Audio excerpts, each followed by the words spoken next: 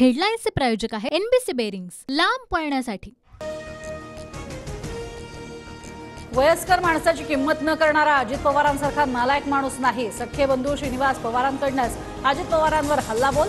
मोठं करणाऱ्या शरद पवारांनाच घरी बसण्याचा सल्ला देण्यावरूनही टीका। माढ्यात भाजपची डोकेदुखी वाढली। धैर्यशील मोहितेंनी शरद पवारांच्या पक्षाकडून लढण्याचा समर्थकांचा आग्रह। मंधरणीसाठी अकलूजला गेलेल्या गिरीश महाजनांसमोर मोहिते समर्थकांची घोषणाबाजी। भाजपचे माढ्यातील उमेदवार रणजितसिंग नाईक निंबाळकरांची संजय शिंदेंसोबत बैठकीला मोहितेंना निमंत्रण नाही। मोहितेंची नाराजी वरिष्ठांच्या कानावर घालण्याचं महाजनांचं आश्वासन। युती धर्म पाळायचा मुख्यमंत्र्यांनी सांगितलं। निवडणूक लढवण्याबाबत 2 ते 3 दिवसात निर्णय। मुख्यमंत्र्यांच्या भेटीनंतर विजय शिवतारेंची प्रतिक्रिया। मवियामध्ये सांगलीच्या जागेवरून वाद होण्याची चिन्ह। ठाकरेंकडून डबल केसरी चंद्रहार पाटलांचं नाव चर्चेत। मात्र सांगलीची जागा सोडण्यावर काँग्रेस नेत्यांचा स्पष्टपणे विरोध।